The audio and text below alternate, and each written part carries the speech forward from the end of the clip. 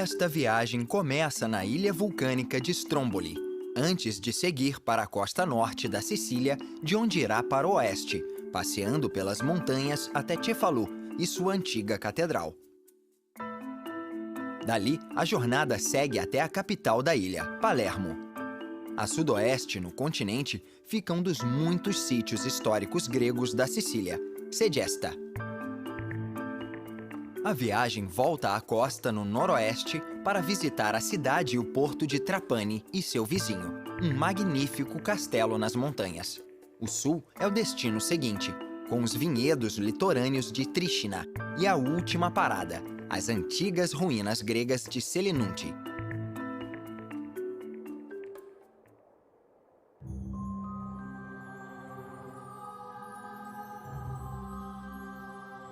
Por trás da névoa matinal que cobre o Mar Tirreno, próximo à costa norte da Sicília, existe uma ilha-vulcão que vem entrando em erupção há milhares de anos.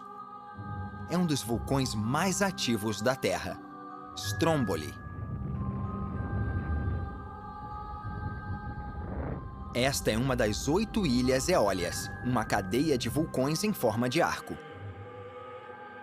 Nela, a cada 15 minutos, uma pequena erupção lança bombas incandescentes de cinzas e lava derretida a 100 metros de altura. Durante séculos, o apelido de Stromboli foi o farol do Mediterrâneo, já que suas rochas e faíscas quentes podem ser vistas a quilômetros de distância.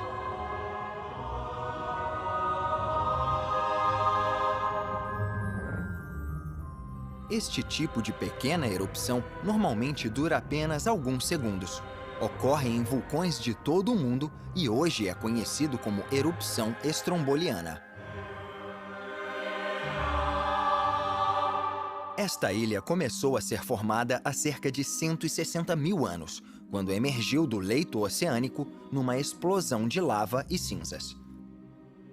E o incrível é que o local tem moradores. A maioria pode ser encontrada no lado leste, em San Bartolo e San Vincenzo.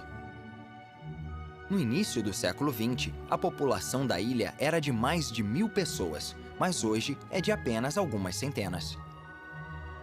Grandes erupções vêm sendo registradas há mais de 1000 anos. A mais recente foi em 1932. Mas tanto em 2002 quanto em 2007, erupções moderadas aconteceram. No entanto, mesmo as menores e mais regulares são uma imagem espetacular.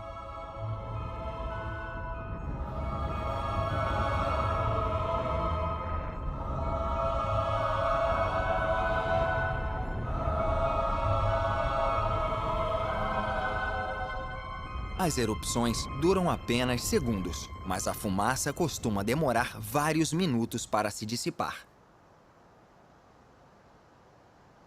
Ao sul de Stromboli ficam as ilhas Eólias restantes, que compreendem vulcões extintos, dormentes e ativos. Nesta cadeia, a ilha mais próxima de Stromboli é Panarea.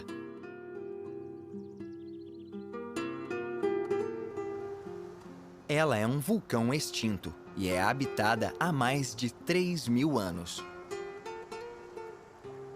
Hoje, Panarea é um dos destinos turísticos mais chiques do Mediterrâneo. No verão, sua população cresce de cerca de 300 habitantes para mais de 1000. Em 2000, a Unesco declarou toda a cadeia eólia de ilhas Patrimônio Histórico da Humanidade. A última grande erupção da ilha de Salina aconteceu 13.000 anos atrás. Desde então, o vulcão está dormente. Lipari é a maior das ilhas vulcânicas deste arquipélago. Sua última erupção registrada foi no século V, quando cinzas e pedras cobriram os velhos vilarejos romanos. Hoje, o vulcão é considerado ativo por causa de algumas pequenas aberturas na crosta. Lipari também é o nome da principal cidade da ilha, onde a maior parte dos 12.000 habitantes vive. A palavra vulcão vem de uma ilha ao sul de Lipari, chamada de Vulcano pelos romanos. O local era fonte de enxofre para o povo antigo. Hoje, ainda é possível ver o minério na borda de um dos centros vulcânicos. A última grande erupção de vulcano aconteceu em 1888 e durou 2 anos. Hoje, a população de 500 habitantes tem como principal fonte de renda os turistas que vêm visitar o vulcão e tomar banhos de lama com enxofre.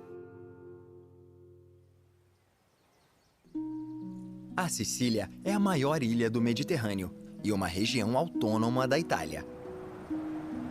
A economia daqui é dominada pelo cultivo de frutas cítricas, azeitonas e uvas, mas o turismo vem ganhando cada vez mais importância. A ilha tem um litoral incrível, grandes prédios históricos e alguns dos vilarejos mais lindos do mundo. Além disso, tem alguns dos mais interessantes sítios históricos gregos fora da Grécia. A rodovia A20 percorre a costa norte da Sicília. Ela também é conhecida como Autoestrada Messina-Palermo e liga as duas cidades.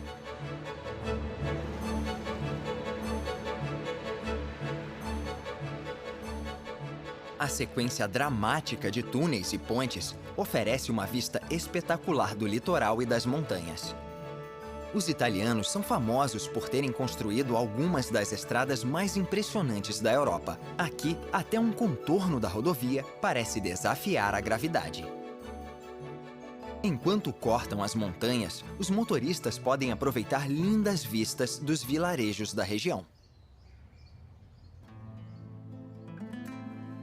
Um deles é Polina, um vilarejo cravado no topo de uma montanha.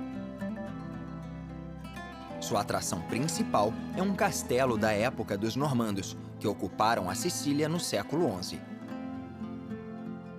Do alto do castelo, um bom vigia podia guardar a cidade de um possível invasor.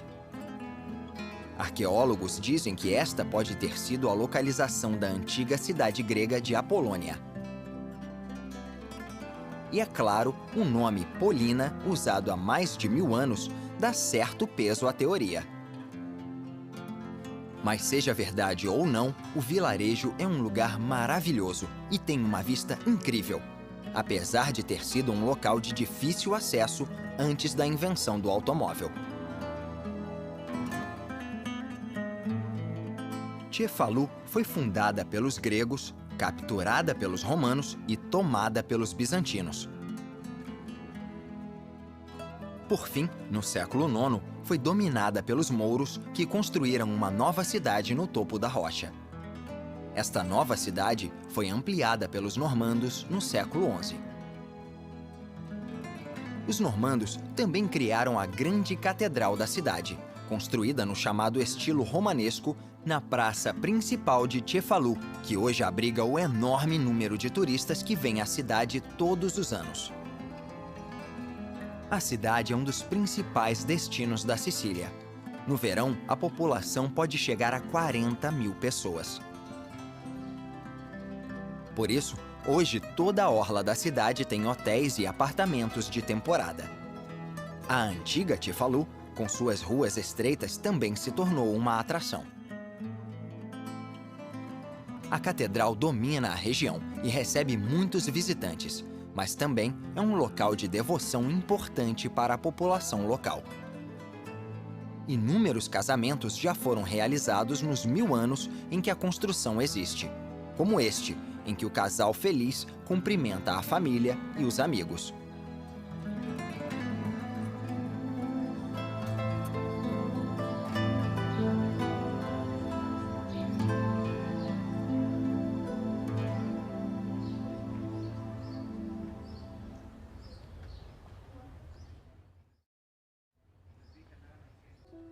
Nos últimos milhares de anos, a Sicília foi muitas vezes destruída por exércitos conquistadores. Enquanto iam e vinham, todos deixavam para trás um legado arquitetônico rico e variado. Numa colina com vista para o vilarejo pesqueiro de Porticello, ficam as ruínas da cidade de Solunto, construída pelo tirano grego Dionísio o Velho, que saqueou a cidade original e construiu uma nova no ano 397 a.C. Pouco mais de 100 anos depois, Solunto foi tomada pelos romanos e abandonada perto de 300 a.C. Ela só foi redescoberta no século XVI.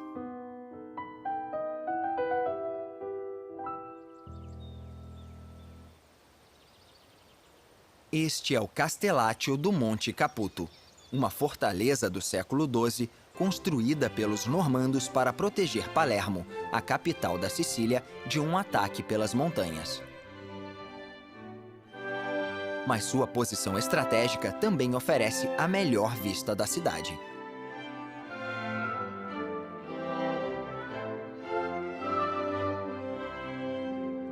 Palermo contém uma mistura de arquitetura oriental e europeia e é a capital cultural, econômica e turística da Sicília. Ela também é rica em história, arte, música e culinária. A cidade antiga tem raízes gregas, cartaginenses e romanas, e construções feitas por todos esses povos. Ela também foi dominada pelos árabes, que construíram mesquitas e bibliotecas. Em 1072, normandos conquistaram a ilha e deixaram sua marca em inúmeros castelos e igrejas. Pouco mais de 100 anos depois, no século XVIII, o Império Romano tomou a região, criando o Reino das Duas Sicílias. Foi apenas em 1860 que a Sicília e sua capital Palermo passaram a fazer parte da nova Itália unificada. Todas essas mudanças permitiram que a cidade ganhasse lindas construções. Em 1184, os normandos começaram a construção de uma catedral no local de uma antiga mesquita, que, por sua vez, já havia sido feita sobre uma antiga igreja católica. O arcebispo de Palermo queria que a nova catedral superasse a glória da igreja de Monreale. Foi assim que a guerra entre as duas catedrais começou. A Catedral de Palermo contém uma mistura de períodos e estilos. No século XIV, ela adquiriu um toque gótico. No século XV, a Torre do Sino foi construída em estilo espanhol e unida à catedral por duas pontes arqueadas de pedra. Mais tarde, no fim do século XVIII, o estilo foi alterado outra vez e grande parte da fachada da catedral foi transformada em neoclássica, com a inclusão de um grande domo e de cúpulas menores nas laterais.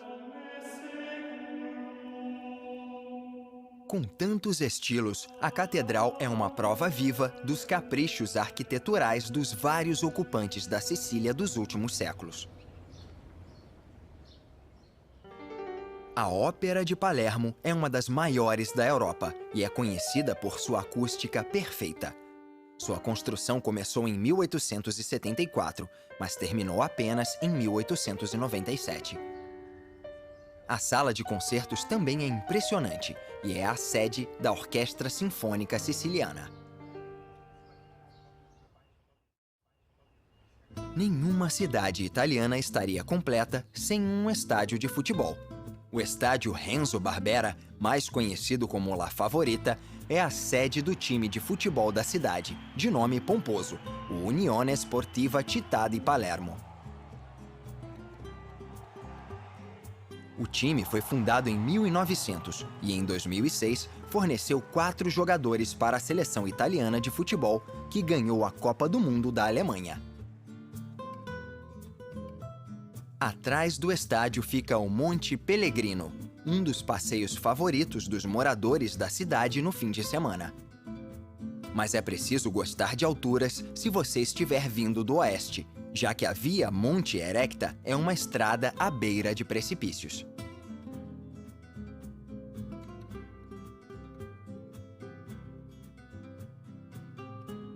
No topo do monte, a vista para o oeste, com a Baía Curva e a cidade litorânea de Mondello, é impressionante. A característica mais impressionante da cidade é o Pier Art Nouveau, construído no fim do século XIX e restaurado recentemente.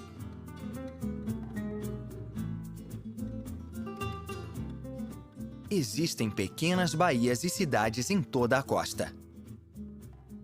Este é o porto e resort de Esfera Cavallo, cercado pelas montanhas e pelo mar. O Golfo de Carno, muito maior, também é protegido por montanhas. É aqui que fica o principal aeroporto da Sicília, construído numa península próxima a uma grande montanha. A vista do aeroporto é linda, mas a turbulência causada pela montanha costuma tornar as aterrissagens complicadas e já provocou alguns acidentes. Vários anos atrás, uma nova pista foi construída mais para o norte. Isso ajudou a diminuir a força do vento, o que tornou as aterrissagens mais confortáveis. Hoje é um dos aeroportos mais agitados da Itália e recebe 5 milhões de passageiros todo ano. O local ganhou o nome de Aeroporto Falcone e Borsellino, em homenagem aos dois principais juízes do processo contra a máfia siciliana, assassinados em 1992. Dois mosteiros espetaculares ficam próximos do Golfo de Carno e têm as montanhas como pano de fundo.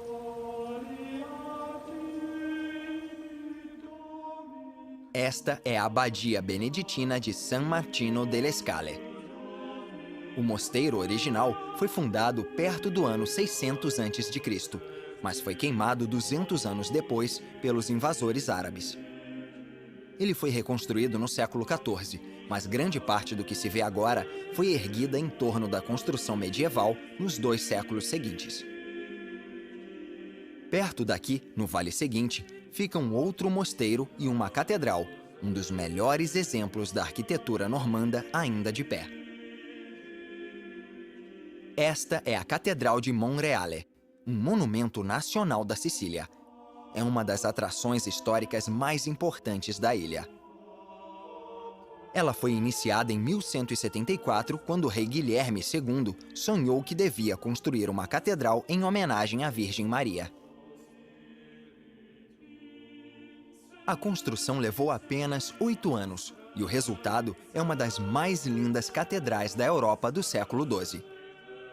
A decoração exterior tem uma mistura dos estilos franco-normando, bizantino e árabe. E a abside da ponta leste da igreja é toda formada por arcos intercalados e esculpidos.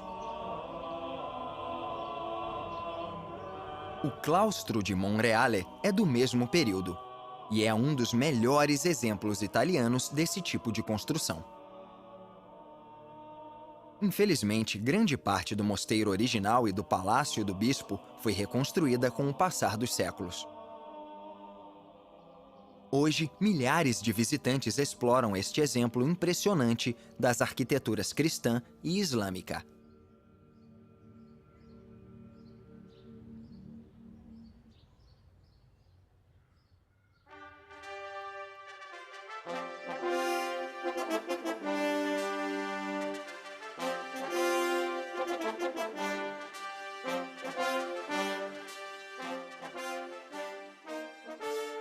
A herança arquitetural da Sicília tem milhares de anos.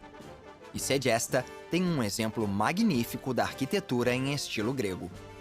Este templo dórico fazia parte da cidade antiga de Segesta, que também tinha um teatro magnífico. Os dois podem parecer gregos, mas na verdade foram construídos pelos elimianos, moradores da região na época da invasão grega. Dá para ver que eles foram muito influenciados pelos colonizadores.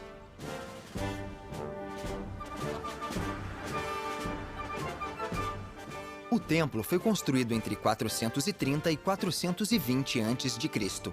e é um dos mais bem preservados do mundo. Ele foi construído em uma plataforma com 3 degraus e contém 36 colunas dóricas simples, 12 em cada lateral e 6 em cada ponta.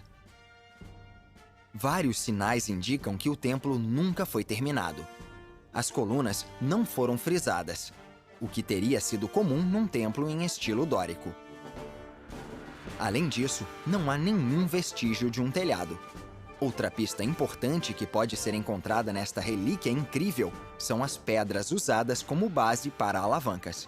Elas permitiam que os operários erguessem os blocos da construção e teriam sido removidas se o templo tivesse sido terminado. Alguns dizem que a construção ficou incompleta por causa de uma guerra com uma cidade vizinha. No entanto, existem poucas evidências que provem essa teoria. Por isso, o templo continua sendo um mistério fascinante.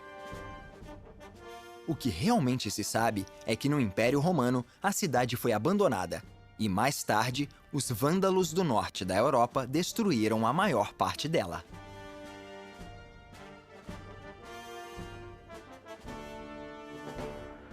No topo de uma colina próxima fica um teatro semicircular construído na mesma época do templo. Sua posição alta com vista para o vale criava um cenário natural para as peças gregas populares da antiguidade. Grande parte das pedras do teatro foi extraída da colina como uma escultura gigante. Quando ficou pronto, o local podia receber até 4.000 espectadores. Hoje, 2.000 anos e meio depois, várias peças gregas ainda são encenadas aqui nos meses de verão. No noroeste da Sicília fica o porto de Trapani, também fundado pelos elimianos na Idade Antiga. A cidade sofreu muito na Segunda Guerra Mundial, já que havia sido transformada em fortaleza alemã e acabou sendo bombardeada e invadida pelas forças aliadas. Depois de Trapani fica o Monte Erice e a cidade fortificada de mesmo nome. O local já foi chamado de diversas maneiras. Cada povo ocupante deu a ele uma denominação. Apenas em 1943, ele voltou a ser Erice, o nome mais próximo do original grego, Eryx. No século XII, os invasores normandos, que chamavam a cidade de Monte San Giuliano, construíram aqui um castelo sobre um antigo templo dedicado a Vênus, a deusa do amor. O destino final desta jornada fica na costa sul da Sicília, e é um dos sítios arqueológicos mais impressionantes do Mediterrâneo, Selinunte.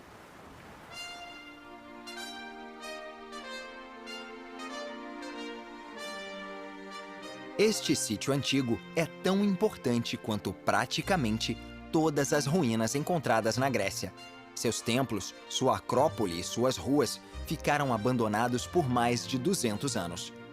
Em 409 a.C., Selinunte, uma cidade com cerca de 20.000 habitantes, deixou de ser uma das cidades mais progressivas e eminentes do Império Grego e se tornou uma grande ruína. A destruição foi provocada pelo exército cartaginense do norte da África, que cercou a cidade e, depois de 9 dias, a forçou a se render. Selinunte foi completamente destruída numa orgia de torturas, estupros, assassinatos e pilhagens, considerada repugnante até para os padrões da época. A cidade ficou escondida durante séculos, mas foi redescoberta no século XIX. Imediatamente, projetos de escavação e reconstrução foram iniciados. Hoje, se sabe que a área principal da cidade era a Acrópole com seu grande templo. Apesar de Selinunte ter sido destruída, muitas estruturas sobreviveram. Por isso, foi possível reconstruir lentamente alguns dos templos. O templo foi parcialmente reconstruído no início do século XX, aproveitando o fato de todas as suas colunas frisadas terem sido encontradas em seu entorno. O templo era dedicado a Hera, a deusa da fertilidade e protetora dos amantes, dos casamentos e das grávidas. Os visitantes se sentem pequenos diante da enormidade do templo. Todos podem passear pelas ruínas e absorver a energia desta civilização perdida e dos vários deuses adorados por ela. É um lugar impressionante para encerrar esta jornada.